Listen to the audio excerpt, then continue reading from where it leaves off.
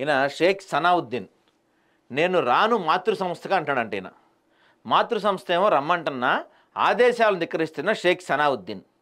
Chandrayangutta circle 8లో ఈఈగా నిధులు నిర్వర్తిస్తున్న షేక్ సనావుద్దీన్ మాతృ సంస్థకు బదిలీ చేసిన అప్పటి జిహెచ్ఎంసీ కమిషనర్ ఇలంబర్తి ఒక రాజకీయ నాయకుడి కొమ్ము కాస్తున్న ప్రస్తుత కమిషనర్. మాతృ సంస్థకు పంపించకుండా గడువు పొడిగిస్తూ ఉత్తర్వులు జారీ. చట్టాలను నీరుగారుస్తున్న bureaucrats.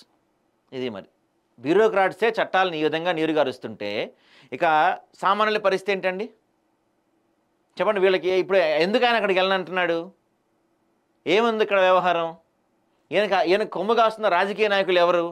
Greater Hyderabad municipal corporation అంటే జిహెచ్ఎంసీ ఇటీవల చోటు చేసుకున్న ఒక పరిణామం అధికార దుర్వినియోగానికి నిబంధనల ఉల్లంఘనకు నిలువుటద్దం పడుతుంది. గతంలో అవినీతి ఆరోపణలు ఎదుర్కొన్న ఒక అధికారి అతని మాతృ సంస్థకు పంపించాలని స్పష్టమైన ఆదేశాలు ఉన్నప్పటికీ ప్రస్తుత జిహెచ్ఎంసీ కమిషనర్ ఆర్వి కర్ణన్ ఆ ఆదేశాలను పక్కన పెట్టి రాజకీయ సిఫార్సుల మేరకు ఆ అధికారిని కంటిన్యూ చేస్తున్నారు.